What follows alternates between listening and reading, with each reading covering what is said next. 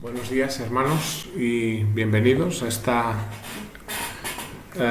nueva reunión de domingo, de culto, en las circunstancias en las que estamos obligados a hacerlo por la pandemia que estamos viviendo en estos tiempos.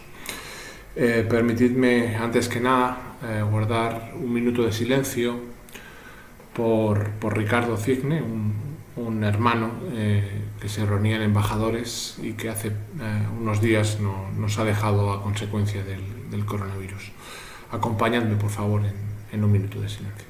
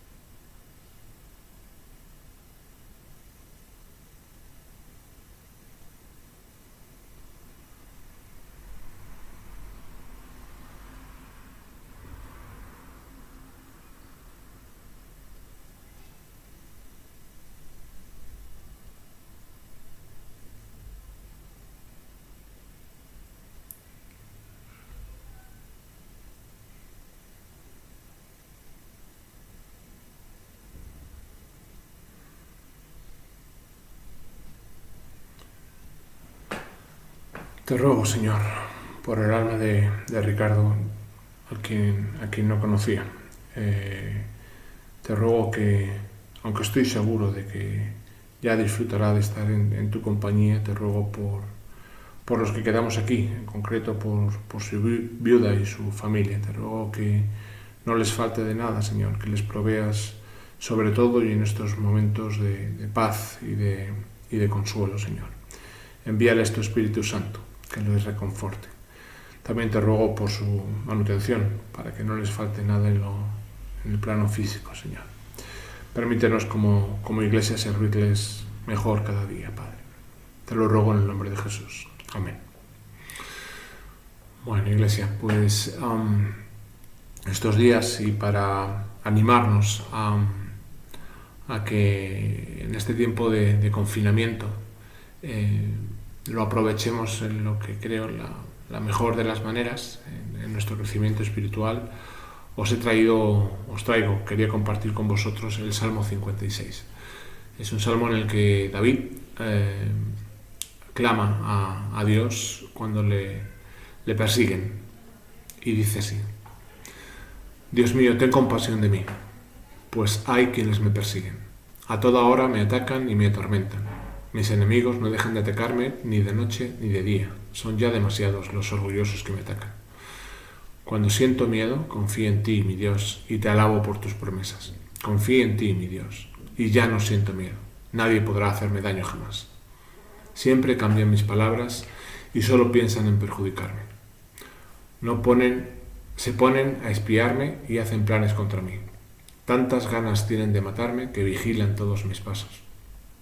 Dios mío, enójate con mis enemigos y ponlos en vergüenza.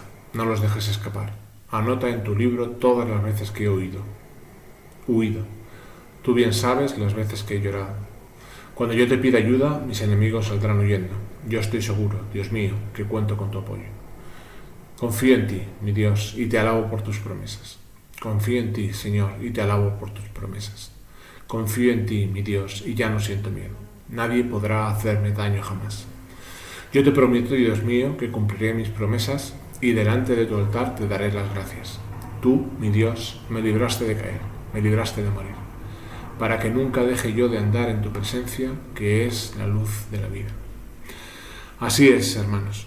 Dios nos ayuda, Dios nos consuela y Dios nos acompaña, sobre todo en estos momentos. Os ruego que hagáis sentir a otros, empezando por vuestras mujeres, por vuestros maridos, por vuestros hijos, que Dios está con nosotros, que Dios nos acompaña, que Dios nos da esta situación por algo. Todo en esta vida tiene un motivo, una razón. Y es por eso que os animo a compartirlo con vosotros, con vuestras familias, para que cada día estemos más cerca de Dios, para que cada día en el confinamiento crezcamos más, para que cada día busquemos un ratito más a Dios. Hagamos que este confinamiento sirva para eso, para que estemos más cerca de Dios. Nada más, que este culto sea de bendición para todos nosotros y que la palabra que nos traerá Miguel nos sirva de bendición.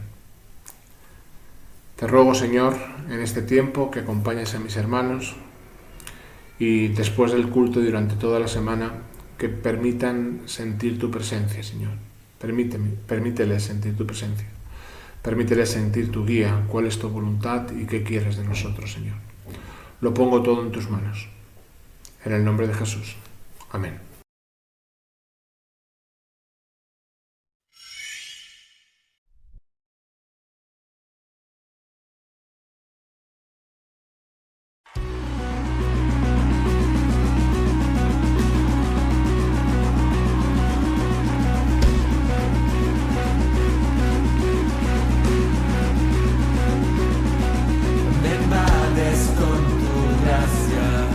Me abrazas con tu amor.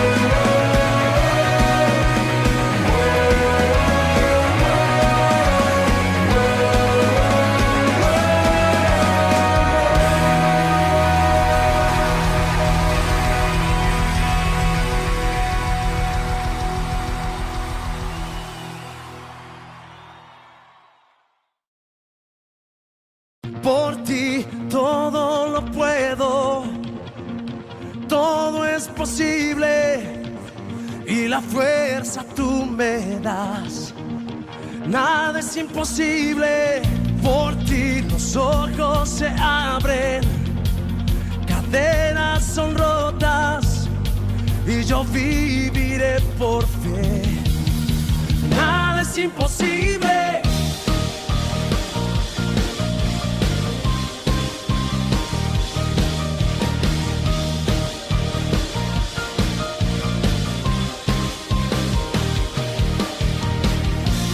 Viviré por lo que veo, no viviré por lo que siento. Yo sé que aquí conmigo estás. Yo sé que tú eres grande, Dios. Por ti todo lo puedo, todo es posible y la fuerza tú me das. Nada es imposible, por ti tus ojos se abren, cadenas son rotas y yo viviré por fe. Nada es imposible.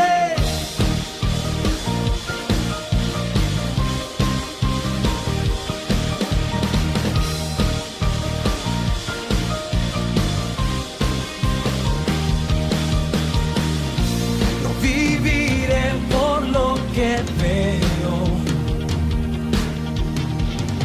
no viviré por lo que siento. Yo sé que aquí conmigo estás. Yo sé que tú eres grande, Dios. Por ti todo lo puedo, todo es posible y la fuerza tú me das. Nada es imposible, por ti los ojos se abren, cadenas son rotas y yo viviré por fe. Nada es imposible.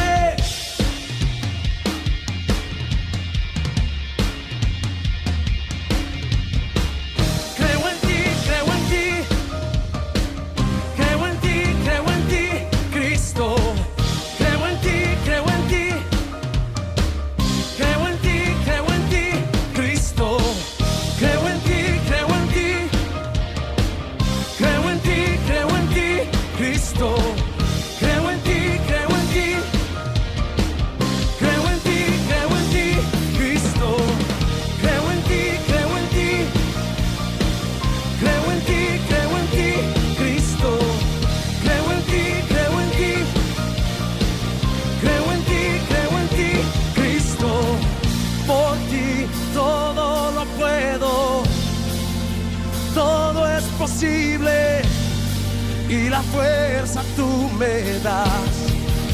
Nada es imposible, por ti los ojos se abren, cadenas son rotas y yo viviré por fe. Nada es imposible, creo en ti, creo en ti, creo en ti, creo en ti, Cristo. Creo en ti, creo en ti, creo en ti, creo en ti, Cristo.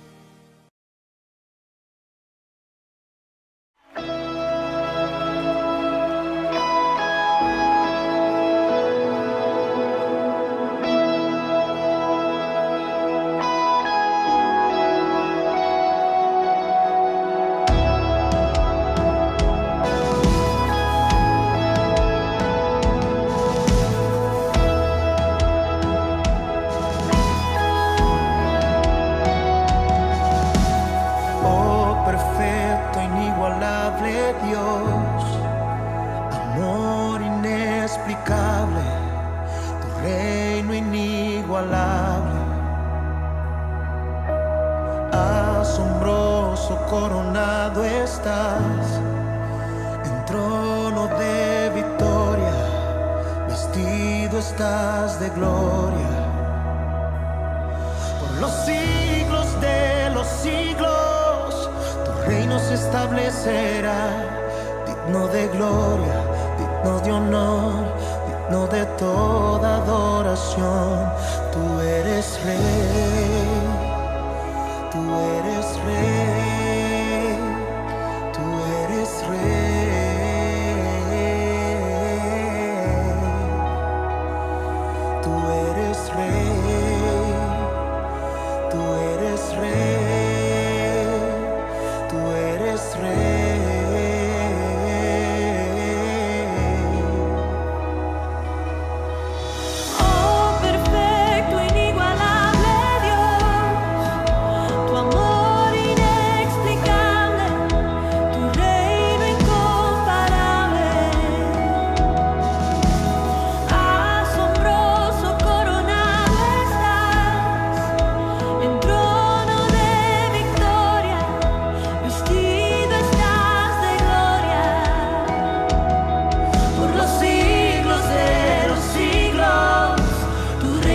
Establecerá, digno de gloria, digno de honor, digno de toda adoración.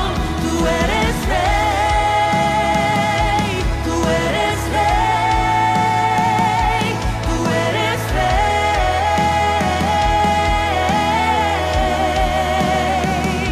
tú eres rey, tú eres rey, tú eres rey.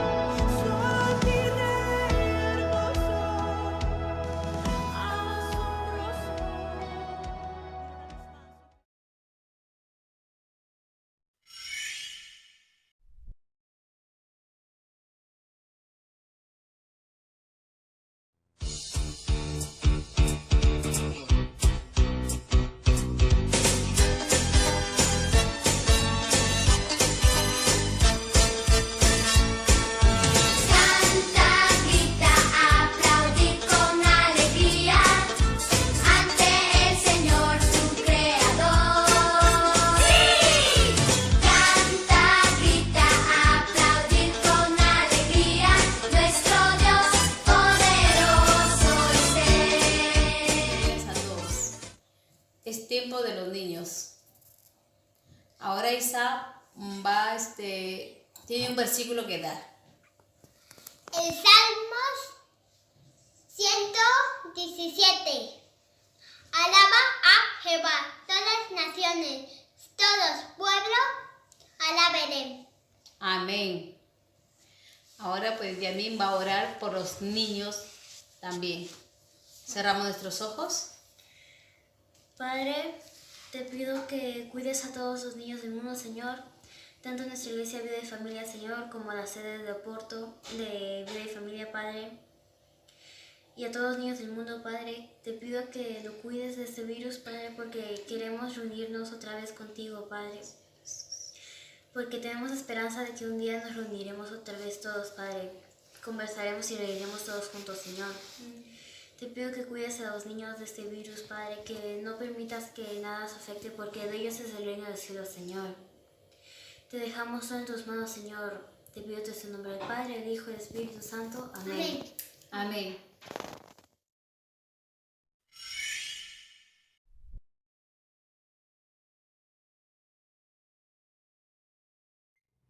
Muy buenos días, queridos amigos y hermanos de la Iglesia Vida y Familia de la ciudad de Madrid, España, y buenos días también a aquellos amigos y amigas que nos estáis escuchando y nos estáis viendo en cualquier otro lugar del mundo donde te encuentres. Queremos desde aquí enviarte un saludo cordial y desearte lo mejor en esta situación que estamos viviendo, en esta pandemia del coronavirus. Queremos pedirle a Dios que tenga salud y que las cosas dentro de lo posible te marchen bien. Ese es nuestro deseo y esa también es nuestra oración. Nosotros como cristianos estamos orando en este tiempo, estamos clamando a Dios y estamos intercediendo en la medida de lo posible por el mundo y especialmente por las personas que están enfermas, por los familiares que pierden seres queridos por el coronavirus, por las personas que están en necesidad al perder sus trabajos y en fin estamos como cristianos orando, tratando de pedirle a Dios que su misericordia y su favor os alcancen allí donde os encontréis. En estas semanas estamos estudiando la oración del Padre Nuestro. Jesucristo, dice la Escritura, que Él tenía un hábito, todos los días se levantaba temprano, aún cuando era de noche, y se alejaba a un sitio donde nadie pudiera molestarle para estar en comunión con el Padre, para orar al Padre. Y narra Lucas, que en el capítulo 11, que Jesucristo un día estaba terminando su tiempo de oración y sus discípulos se le acercaron y le hicieron una petición, diciéndole: Maestro, enséñanos a orar. Y ahí Jesús les enseña la oración del Padre Nuestro, que se reza, se ora en todos los lugares del mundo donde haya cristianos. Sí quiero decirte que esta oración no debería ser una oración mecánica, sino que es una oración que nos enseña principios de cómo nosotros podemos acercarnos a Dios, la forma, las maneras en las cuales podemos orar al Padre, reconociendo una serie de hechos, de evidencias que van a hacer que nuestras oraciones sean respondidas, sean escuchadas por Dios y que nos colocan en el marco adecuado e ideal para tener una relación de Padre, porque Dios es nuestro Padre, con nosotros que somos sus hijos. Así que ya vimos hace un par de semanas que Joel nos habló acerca de la paternidad de Dios, porque el Padre Nuestro comienza de esta forma: Padre nuestro que estás en los cielos. La semana pasada estuvimos viendo acerca de la primera petición de las 7 en las que hemos dividido el Padre Nuestro. Son 7 peticiones, las 3 primeras tienen que ver con Dios, las 4 siguientes están enfocadas con nuestras necesidades para vivir. Y la primera de ellas que vimos la semana pasada tiene que ver con la expresión que Jesús usa: santificado sea tu nombre. Nosotros estuvimos viendo la semana pasada lo que significa y lo que implica que nosotros expresemos santificado sea tu nombre. No son unas palabras, sino simplemente es una forma de vivir. Y esta forma de vivir conlleva que nosotros reconozcamos a Dios y adoremos a Dios todos los días de nuestra vida con nuestra manera de vivir. Es decir, recordamos el pasaje bíblico de Proverbios que decía: el principio de la sabiduría es el temor de Dios. Y así, de esta forma, nosotros tenemos respeto a Dios, consideramos a Dios y tenemos temor de Dios en toda nuestra manera de vivir. Eso es lo que lleva la gloria y la honra a Dios. En este día vamos a recordar las 2 siguientes peticiones que encontramos en el Padre Nuestro y que las vemos en Mateo capítulo 6, versículo 10, cuando dice: venga tu reino, hágase tu voluntad, así en la tierra como en el cielo.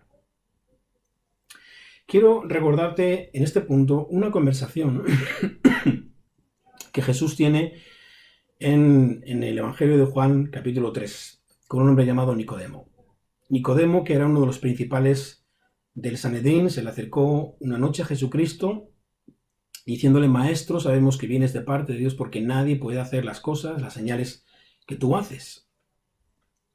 ¿Y a qué señales se refería este hombre Nicodemo? Nicodemo se refería a los milagros sobrenaturales que hacía Jesucristo. Jesucristo sanaba a los enfermos, Jesucristo resucitaba muertos, Jesucristo dio de comer a miles de personas, primero a 5.000 y luego a 4.000, con unos peces y con unos panes, y Jesucristo expulsaba, echaba fuera demonios. Así que Nicodemo reconocía esa labor mesiánica, esos milagros que hacía Jesucristo, y los hacía porque Dios estaba con él. De hecho, Jesucristo es el Hijo de Dios. Pero Jesucristo, en esta conversación con Nicodemo, le hace una observación que es importante que nosotros recordemos siempre cuando, como cristianos, nos acercamos a Dios orando el Padre Nuestro, porque estamos diciendo: venga tu reino.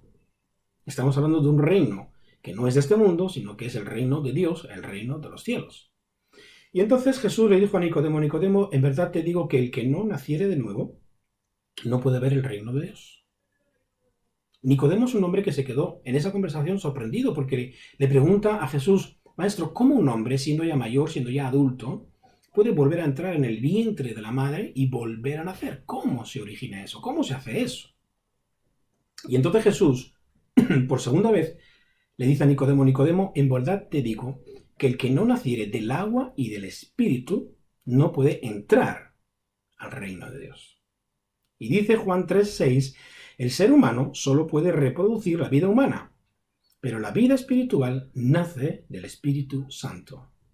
Repito, la vida espiritual nace del Espíritu Santo. Y este nacimiento espiritual es el que provoca, el que posibilita que todo cristiano y toda persona que se acerca a Dios por Jesucristo pueda ver el reino de Dios y pueda entrar al reino de Dios. La única forma de acceder a ver el reino y a entrar en el reino es por medio de un nacimiento espiritual operado por la persona del Espíritu Santo. No se trata de que yo me haga religioso, seguidor de una religión en concreto, católico, protestante, evangélico u ortodoxo. No se trata de afiliarme a una religión, se trata de conocer a Jesucristo, y en ese conocimiento, en esa entrega, donde yo le entrego a Jesús mi vida, el Espíritu Santo opera el maravilloso milagro de la regeneración, el nuevo nacimiento que me posibilita ver y entender y entrar en el mundo espiritual del reino de Dios. Juan capítulo 1, versículo 12, lo presenta de la siguiente manera: pero a todos los que creyeron en Jesucristo y lo recibieron, les dio el derecho de llegar a ser hijos de Dios. Ellos nacen no mediante un nacimiento físico como resultado de la pasión o la iniciativa humana, sino por medio de un nacimiento que proviene de Dios. No es algo físico, sino espiritual. Cuando Dios crea al hombre, en el libro de Génesis, capítulo 1 y capítulo 2, cuando hace toda la creación, Dios dice que creó al hombre del polvo de la tierra a imagen y semejanza suya. Cuando Dios lo crea, Dios sopla el aliento de vida sobre el hombre y le transfiere su espíritu, le da vida. Le da el espíritu, el hálito de vida. Y de esta forma, cada ser humano que viene al mundo está constituido por estas tres partes que, bueno, todo el mundo conoce: espíritu, alma y cuerpo. Algunos hablan de que solamente son dos: espíritu y alma es una sola y el cuerpo es otra. Pero Pablo habla de que Pablo habla en la Biblia de que nosotros estamos constituidos de espíritu, alma y cuerpo. Y es en esta parte espiritual donde el hombre nace de nuevo por el Espíritu Santo. ¿Y cómo? Pues reconociendo a Jesucristo como Señor y Rey de su vida. Así que podemos ver, según la Biblia, que para entrar y para ver este reino venga tu reino, es necesario nacer de nuevo, es necesario que se produzca la regeneración operada por la tercera persona de la Trinidad, que es el Espíritu Santo. Pablo lo explica muy bien a los cristianos que se encuentran en Roma en el primer siglo.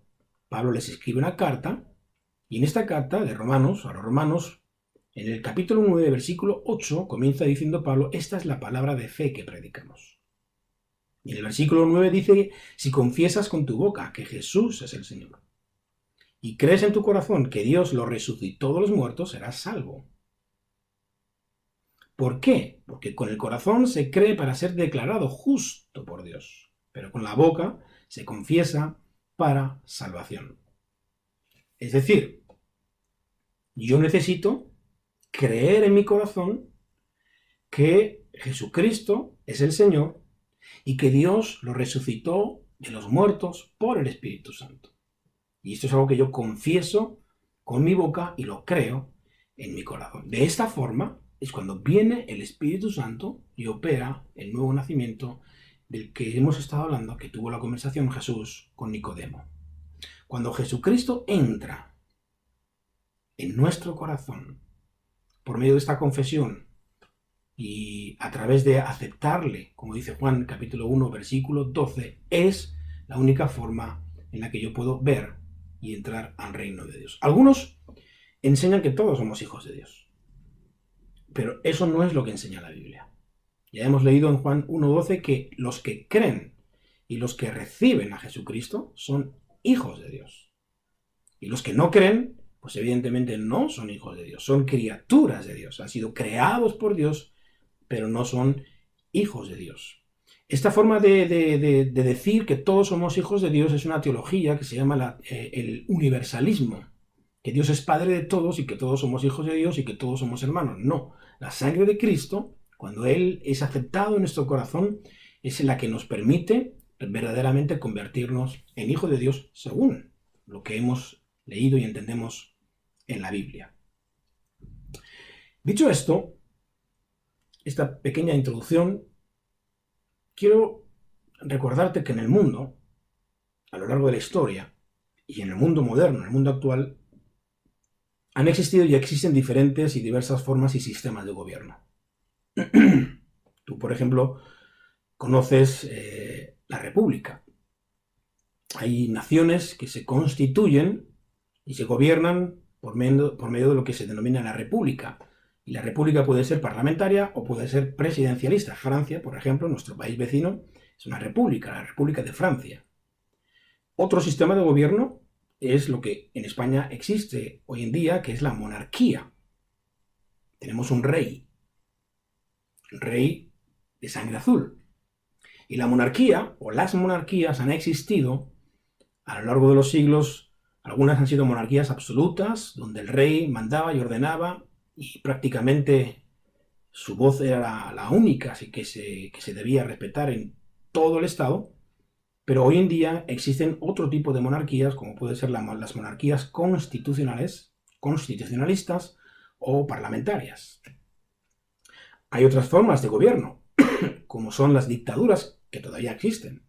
Aproximadamente hay poco más de 30 países del mundo que todavía hoy en el siglo XXI están gobernadas, regidas por dictadores. Por ejemplo, Corea del Norte es constituida o está reconocida como una nación que vive bajo el régimen de una dictadura. España fue un país que por más de 40 años aproximadamente también estuvo regida de forma dictatorial. Y hay otras formas de gobierno, como son los sistemas totalitarios, los sistemas autoritarios u otros también como que operan, como puede ser la democracia, que está en países tanto monárquicos como las repúblicas, etcétera, ¿no? Los regímenes democráticos. Y existen diversos sistemas de gobierno. Ahora hay un sistema de gobierno del que no hablamos, o poco se habla de él, pero cuando nosotros oramos a Dios, el Padre Nuestro, tenemos que entenderlo. Porque en esta parte de la oración, dice Jesucristo: vosotros pues oraréis así: venga tu reino y hágase tu voluntad. Por lo tanto, hay un reino, y donde hay un reino, hay un rey. Y cuando hablamos de este sistema de gobierno, estamos hablando de la teocracia. Y la teocracia tiene que ver con un sistema donde Dios se constituye como soberano. Dios es el que gobierna como rey. Y la Biblia ya nos dice que Dios gobierna, ya reina en toda la creación, en todo el universo. Por su voz y por sus palabras, el mundo y el universo se sostienen. Pero Dios también quiere reinar en nuestro corazón. Dios, cuando crea al hombre, le da el libre albedrío, la capacidad de tomar decisiones, pero Dios quiere también reinar en nuestro corazón. Venga tu reino y hágase tu voluntad. Cuando hablamos, por ejemplo, de la democracia, podemos entender que es un sistema de gobierno, un sistema político que defiende la soberanía del pueblo. Y es el pueblo el que escoge, el que elige a sus gobernantes. Pero la teocracia, cuando hablamos de la teocracia, estamos diciendo que es el sistema donde Dios gobierna, y Dios gobierna por medio de sus leyes y sus mandamientos. En un país, como por ejemplo el nuestro, son los gobernantes los que dictan las leyes, los que establecen las leyes en el Congreso de los Diputados. Pero en la teocracia, donde Dios gobierna, es Dios el que establece sus leyes y establece sus normas de convivencia, de cómo nosotros convivimos y nos relacionamos con el Creador, y también de cómo nosotros convivimos y nos relacionamos los unos con los otros. De ahí que Dios nos dé leyes para vivir. Y sus leyes son justas, sus leyes son verdad, y sus leyes son buenas para nosotros. Eso es la teocracia. Y quiero decirte algo en este punto. Nadie debería pedir a Dios que venga su reino, a menos que estemos dispuestos a permitirle que su reino se establezca primero en nuestro corazón. Nadie debería pedirle que venga tu reino, a menos que estemos dispuestos a permitirle que su reino venga a nuestro corazón. Y que la teocracia sea algo práctico, pragmático en nuestra forma y en nuestro sistema de vida. De ahí que nosotros, cuando viene el reino de Dios, nos sujetamos a nuestro gobernante, a nuestro rey, que es Jesucristo, para poder ser ciudadanos del reino de los cielos. Porque esto significa que venga tu reino. Que venga tu reino para que tú reines, y que venga tu reino para que nosotros seamos ciudadanos de tu reino, donde nos sujetamos a tus leyes y a tus mandamientos. Eso significa que venga tu reino, y además la tercera petición es: hágase tu voluntad, no la nuestra, sino tu voluntad. Y esto tiene una importancia suprema. Nosotros necesitamos aprender a orar el Padre Nuestro no de forma mecánica, sino sabiendo y siendo conscientes de las implicancias que tiene en nuestra forma de vida. Jesucristo se lo observó a sus discípulos de la siguiente manera en Lucas capítulo 6, versículo 46. Él les hace una pregunta a sus seguidores: ¿por qué me llamáis Señor, Señor, y no hacéis lo que yo os digo? Cuando estamos hablando de alguien que es nuestro Señor, implica de que Él es el que gobierna, Él es el jefe. Y nosotros nos sometemos y nos sujetamos a lo que Él dicta. Por eso Jesús les pregunta a sus discípulos: ¿por qué me llamáis Señor y no hacéis lo que yo os digo? La teocracia, este sistema de gobierno, donde Dios gobierna, Jesucristo es Dios, implica que Jesucristo es el Señor de mi vida. Y yo me rindo a su voluntad, permitiendo que sus leyes se hagan carne en mi mente y en mi corazón y en mi manera de vivir. Venga tu reino, hágase tu voluntad, así en la tierra como en el cielo. Una de las doctrinas más importantes que encontramos en la Biblia es el señorío de Jesucristo. Porque Él es el Señor, Él es el dueño, Él es el gobernante. Él lo es absolutamente todo. Todas las cosas le pertenecen a Él. Todo fue creado por Él y por medio de Él. Él es el principio de antes de todas las cosas y Él es el postrer de todas las cosas. Él es el alfa y la omega, como dice el libro de Apocalipsis. Él estuvo en el principio con el Padre, con el Espíritu Santo, creando todas las cosas, creando al ser humano. Y Él vino a la tierra a morir en la cruz por nuestros pecados, así que nosotros tenemos que reconocer el señorío de Jesucristo para que ese reino verdaderamente venga a nuestras vidas y nos alcance, y todos los beneficios de vivir en ese reino puedan ser una realidad visible en nosotros. El señorío de Jesucristo es algo que tenemos que entender. Y vamos a verlo en los próximos minutos qué implica todo esto que estamos hablando. Mira, el ser humano necesita salvación, porque está condenado por sus pecados. Está condenado por sus pecados a vivir separado de Dios por toda la eternidad. Cuando tú te mueras, si tú no has aceptado a Jesucristo y no te has reconciliado con Dios, con el Padre, por Jesucristo, vas a tener que vivir toda tu eternidad separado de Dios en un lugar que la Biblia llama infierno, porque el infierno existe. Y el infierno es un lugar donde no está Dios. Y en todo lugar donde no está Dios existe el pecado, existe la maldad, existe la muerte, existe la destrucción, existe la enfermedad. Pero donde está Dios, que es en su reino, nada de eso existe, sino que está todo lo contrario. El reino de Dios, dice Pablo, no consiste en comida ni bebida, sino en justicia, paz y gozo en el Espíritu Santo. Un lugar donde no hay enfermedad, donde no hay maldad, donde no hay muerte, donde no hay destrucción, donde no hay pecado, donde no hay dolor. Ese es el reino de los cielos, y Dios quiere que tú seas un ciudadano de ese reino. Pero necesitas entender qué significa venga tu reino y hágase tu voluntad. Necesitas nacer de nuevo en el Espíritu y necesitas reconocer a Jesucristo como el Señor de tu vida. No juegues a la religión.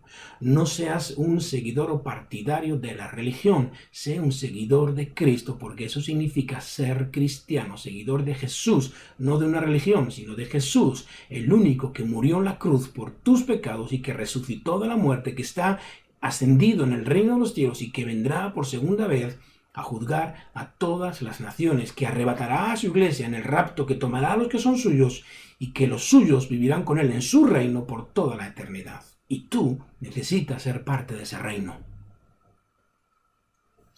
El ser humano necesita salvación, pero si hay salvación, hay un salvador, alguien que te va a salvar de la condenación, y es Jesús.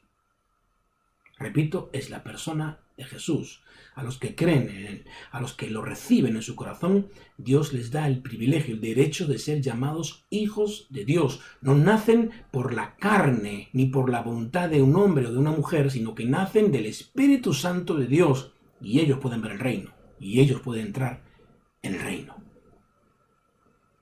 ¿Por qué necesitamos salvación? Pablo lo explica bien, lo dijimos la semana pasada, Romanos 6:23, porque la paga del pecado es la muerte. Y el pecado es traspasar las leyes de Dios, es no obedecer las leyes de Dios. Una cosa es delito y otra cosa es pecado, una palabra que está en desuso y que nadie usa habitualmente. Pero pecado es todo aquello que nosotros estamos infringiendo respecto a las leyes de Dios.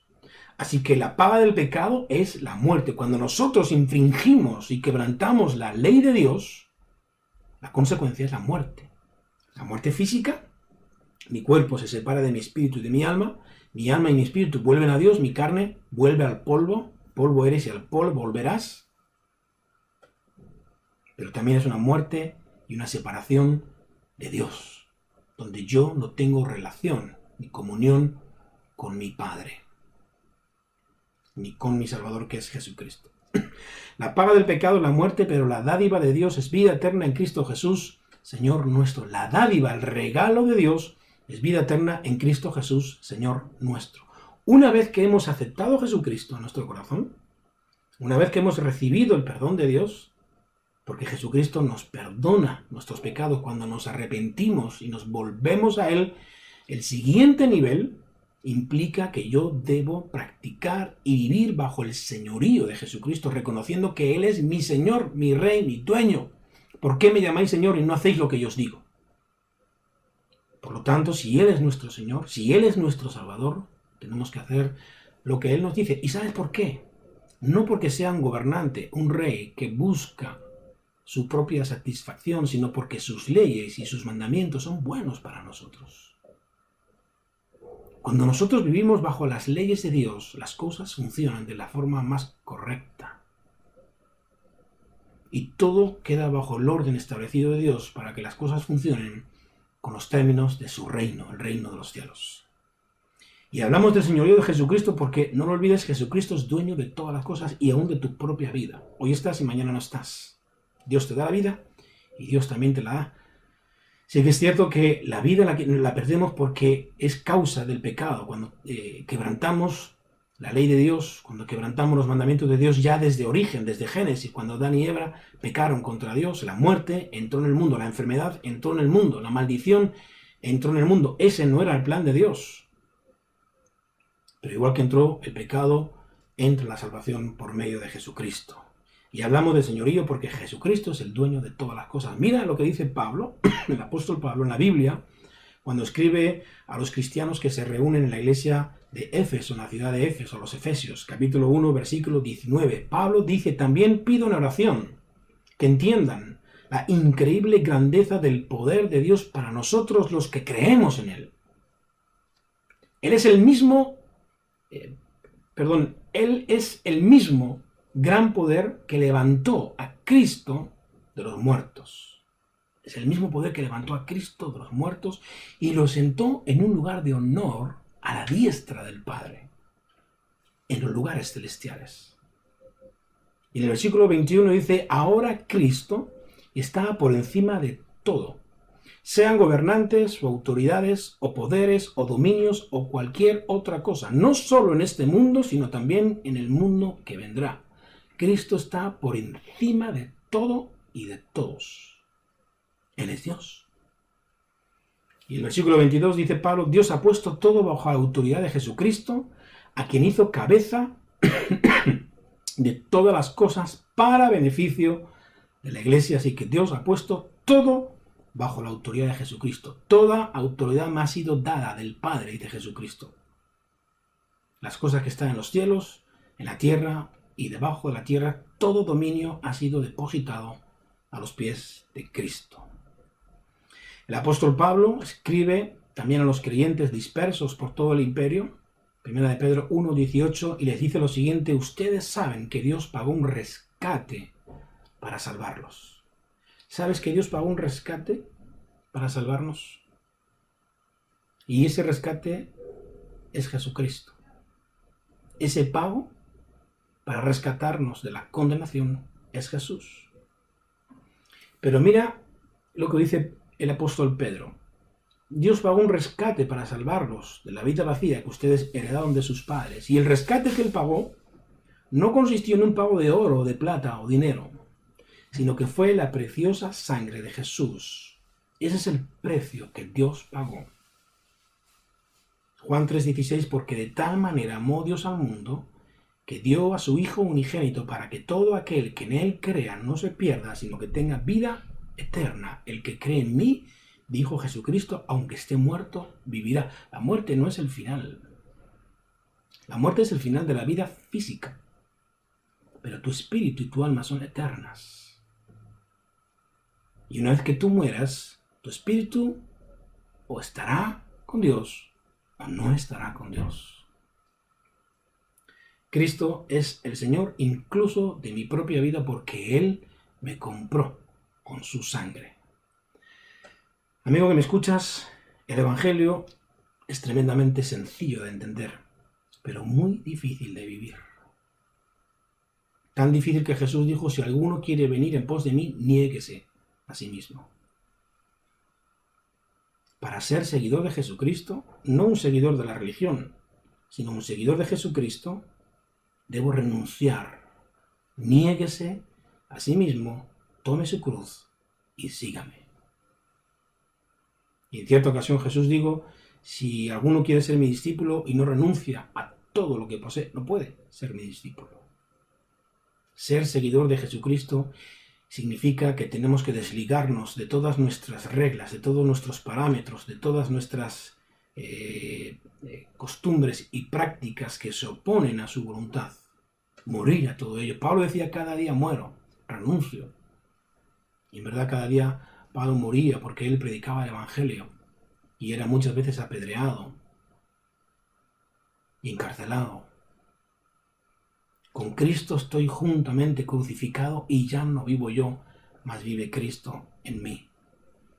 El Evangelio es tremendamente sencillo de entender y tremendamente difícil y complejo de poder vivirlo en la práctica, porque las enseñanzas de Jesús son demandantes. Los principios del reino, cuando decimos venga tu reino, sus principios son muy demandantes, tan demandantes que podemos verlo en algunos ejemplos que quisiera mostrarte en esta mañana. En Mateo capítulo 5, en el Sermón del Monte, Jesús dice lo siguiente en el versículo 43, oísteis que fue dicho, amarás a tu prójimo y aborrecerás, odiarás a tu enemigo, pero yo os digo. Y aquí viene su reino. Esto es lo que opera en el reino de Dios. Pero yo os digo, oísteis que fue dicho. Y eso que oísteis está mal interpretado. Pero Jesús viene a poner el punto sobre la I y dice, pero yo os digo, amad a vuestros enemigos, bendecid a los que os maldicen, haced bien a los que os aborrecen, y orad por los que os ultrajan y os persiguen. ¿Para qué? Versículo 45 de Mateo 5, para que seáis hijos de vuestro Padre que está en los cielos, que hace salir su sol sobre malos y buenos y que hace llover sobre justos e injustos. Amigo, no podemos llamar a Dios Padre nuestro cuando no estamos dispuestos a obedecerle, porque comenzamos diciendo Padre nuestro que estás en los cielos, santificado sea tu nombre, yo te honro con mi manera de vivir y digo venga tu reino primeramente a mi vida porque yo me quiero someter a tu reino y hágase tu voluntad, que tu ley, que tus mandamientos se apliquen en mi vida y que se apliquen en todo lo que yo haga, porque todo lo que yo haga tiene que ser para tu gloria. Así que no podemos llamar a Dios Padre si no estamos dispuestos a obedecerle. Y otra demanda bien difícil de poner en práctica es cuando Jesús, lo vamos a ver en las próximas semanas, en Mateo 6, dice, si no perdonáis a los hombres sus ofensas, tampoco vuestro Padre os perdonará a vosotros vuestras ofensas. Nosotros ofendemos a Dios y Él nos perdona siempre que nosotros estemos dispuestos a vivir su ley. Y su ley nos enseña, tenemos que perdonar a todos los que nos ofenden. Así que es tremendamente sencillo entender el Evangelio, pero tremendamente complejo que el Evangelio se haga carne en nuestras vidas. Quiero terminar y decirte que algún día, lo dice la Biblia, llegará el día en el cual Jesucristo gobernará el mundo. Él será gobernador del mundo.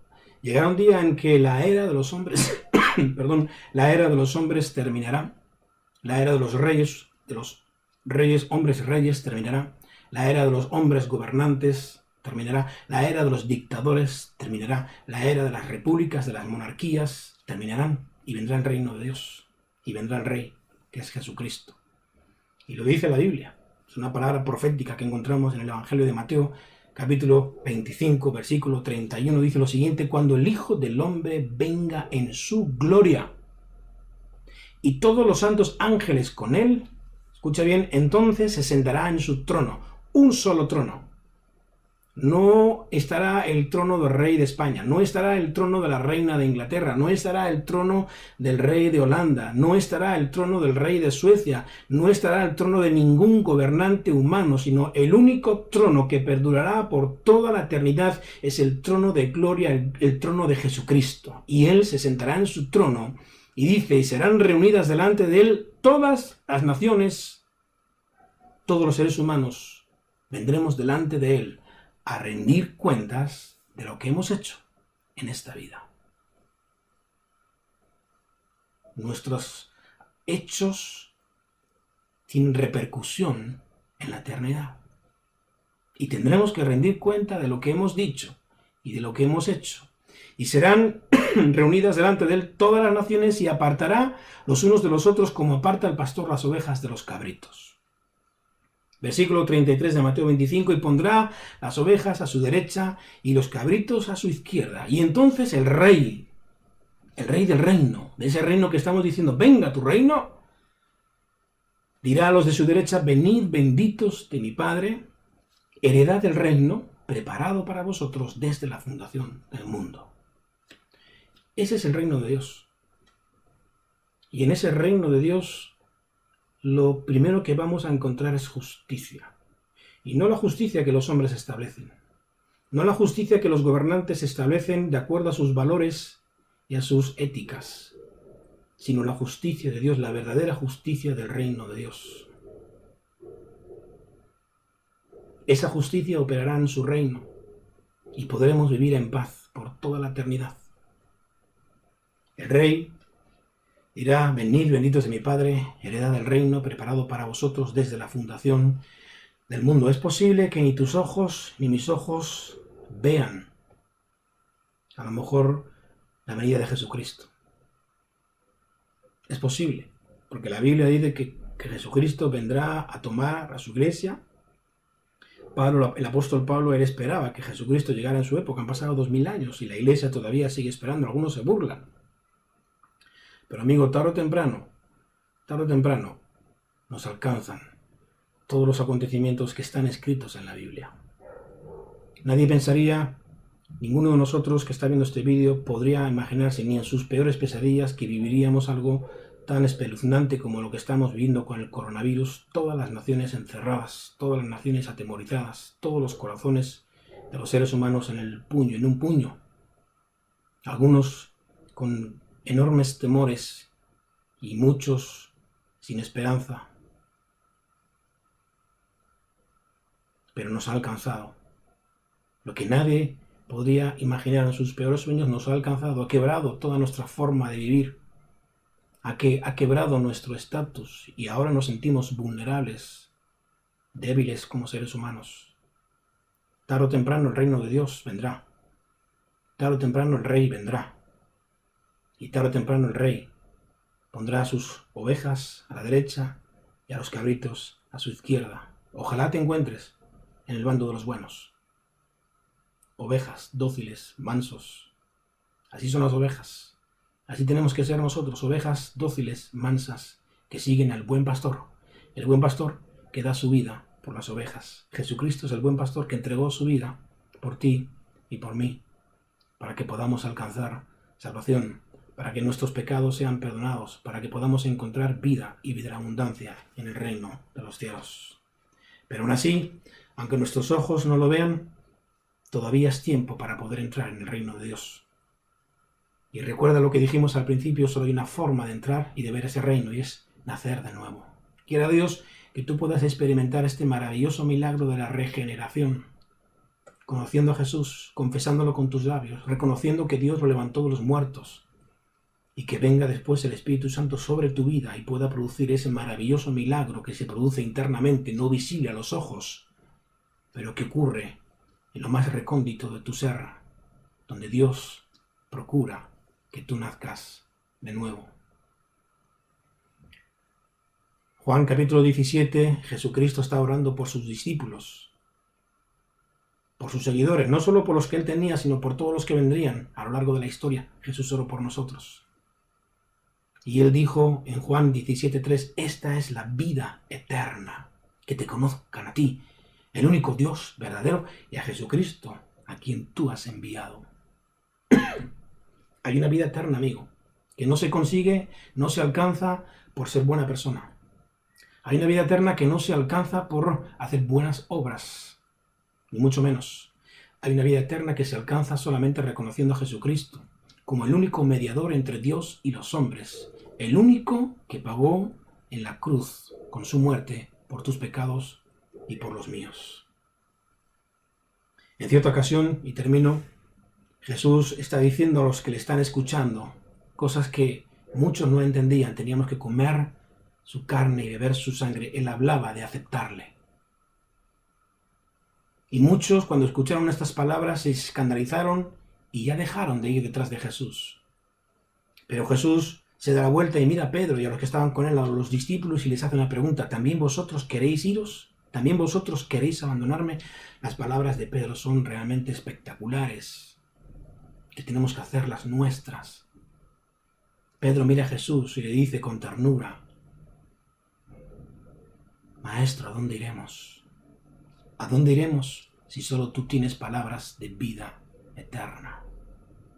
Una sola palabra tuya bastará para sanarme, dijo el centurión. Una sola palabra tuya bastará para sanarme. Quiera Dios que puedas experimentar el milagro del nuevo nacimiento. Y quiera Dios que verdaderamente cuando digas venga a tu reino, entiendas qué significa, puedas verlo y puedas ser partícipe de ese reino. Padre, gracias por este tiempo, gracias por tu palabra. Tú nos recuerdas que el cielo y la tierra pasarán, pero tus palabras no pasarán, se cumplirán. Tú eres el camino, la verdad y la vida. Y te esperamos. Tu iglesia te espera y tu iglesia confiesa con sus labios: ven pronto, Señor, a instaurar tu reino en este mundo que sufre y que muere en su angustia a causa del pecado. Bendice a mis hermanos y a mis amigos que me escuchan, y que tu palabra, que es la verdad, alumbre sus corazones y sus ojos. En el nombre de Jesús. Amén. Quiero invitarte en este momento a que podamos participar y celebrar juntos la Santa Cena, que precisamente nos recuerda que Jesucristo murió en la cruz por nuestros pecados. La noche antes de ser entregado, Jesús tomó la Pascua, celebró la Pascua con sus discípulos, que es la fiesta judía. Y esa fiesta judía llamada Pascua, Jesucristo, que es nuestra Pascua, la estamos recordando cada vez que participamos de la Santa Cena que Jesucristo instituyó para su iglesia. Entonces quiero invitarte ahí donde estás, que juntos podamos participar, sí, de una cena virtual, de una Santa Cena virtual, pero no nos impide que verdaderamente podamos recordar que Jesucristo vino como Dios encarnado, nacido de la mujer de la Virgen María, y que Él creció, se desarrolló, que Él predicó, que Él trajo el reino de Dios, que Él murió en la cruz por nuestros pecados, que Él resucitó y que Él finalmente ascendió a los cielos, y que Él vendrá por segunda vez a instaurar su reino. En este momento queremos recordar ese acontecimiento de hace casi 2000 años, en el cual Jesucristo murió en la cruz, pero resucitó. Jesucristo resucitó y está con el Padre. Quiero pedirte en este momento que podamos juntos celebrar esta Santa Cena, rememorando, recordando las palabras del apóstol Pablo, que él dijo a la iglesia de los Corintios. Pablo dijo: porque yo recibí del Señor lo que también os he enseñado. Que el Señor Jesús, la noche que fue entregado, tomó pan, y habiendo dado gracias, lo partió y dijo: tomad, comed, esto es mi cuerpo que por vosotros es partido, haced esto en memoria de mí. Participemos, hermanos.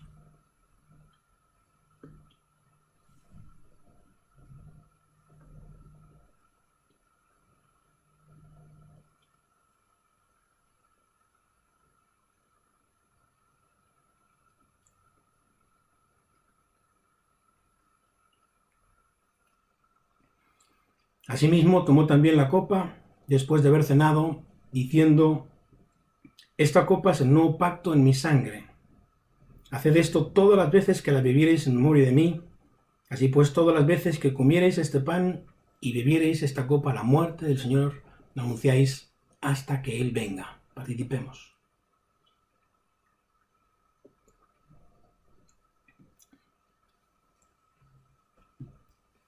Padre amado, gracias, porque nos amaste y nos amas tanto que entregaste a Jesús a morir en la cruz por nuestros pecados. Y nosotros en este momento queremos recordar su cuerpo doblegado, golpeado, dañado, crucificado en la cruz, por nuestros pecados y su sangre derramada hasta la última gota de sangre por amor a nosotros. Gracias, Padre, que tu misericordia nos alcanza. Gracias que tu amor es eterno para cada uno de nosotros. Te honramos y agradecemos esa muerte expiatoria por nuestros pecados y esperamos tu venida como Rey de Gloria, a que traigas tu reino a nuestras vidas. Padre amado, gracias, oramos en el nombre de Jesús. Amén. Querido hermano y querido amigo y amiga que nos escuchas, que Dios te bendiga y nos vemos en la próxima.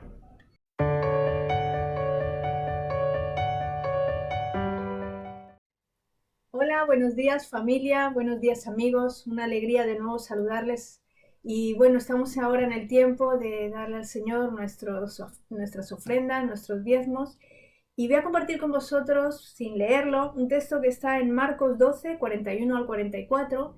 Y dice en este texto que estaba Jesús delante del arca de las ofrendas y veía cómo las personas estaban echando sus ofrendas. Y algunos ricos echaban mucho. Y pasó una viuda pobre y ella dio 2 blancas, que era una pequeña cantidad. Y él llamó a sus discípulos y le dijo: fijaos, esta mujer ha dado mucho más que todos los demás, porque ella dio de su sustento, mas los otros les dieron de lo que les sobraba. Así que vemos en este texto cómo Jesús vio el corazón de esta mujer. Quizá nadie era consciente de ella, pasaba por allí, incluso algunos la miraban de lado, ¿no? Pero Jesús sí que era consciente y ella dio de todo su corazón, y Jesús es consciente de nuestros esfuerzos, de todo lo que hacemos para Él. Y en este tiempo de pandemia también vemos como algunos de nosotros pues estamos siendo un poquito ajustados, ¿no?, en la economía, y también el Señor está viendo nuestros esfuerzos en este tiempo. Yo te animo a que sigas dando tus ofrendas y tus diezmos según tus posibilidades. Y bueno, te voy a dar el número de cuenta, como todos los domingos hacemos. Ahora lo estamos haciendo de forma telemática o ingresando en un cajero, como cada uno lo vea conveniente. Y es el Banco Bankia, la caja Bankia, ES 70 2038 2432 65 60 0033 87 28, y el destinatario es ACIM Vida y Familia o Vida y Familia. Así que bueno, muchas gracias por seguir con tu fidelidad al Señor y a la Iglesia para que sigamos adelante. Y bueno, en esta semana han habido 3 cumpleaños que sepamos.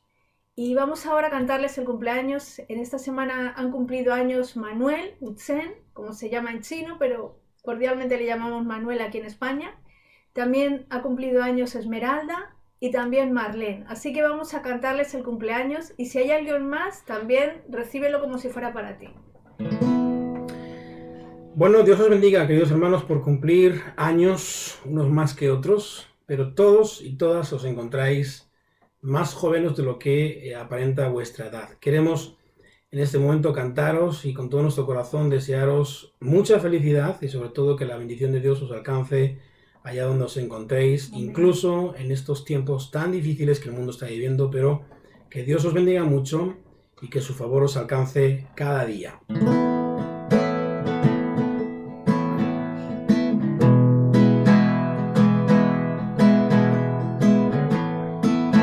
Cumpleaños feliz, cumpleaños feliz, te deseamos todos cumpleaños feliz, cumpleaños feliz, cumpleaños feliz, te deseamos todos.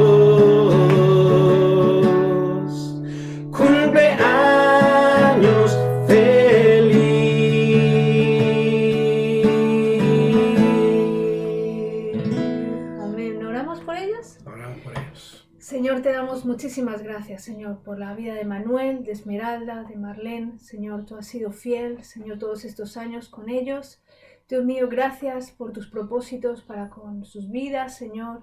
Gracias por un año más, Señor, porque no es casualidad que ellos estén en este mundo, sino que tú los has hecho que ellos estén ahí, Señor, y tienes planes para ellos, para sus familias, para sus vidas, Señor. Bendíceles en esta nueva etapa que empiezan, Dios mío.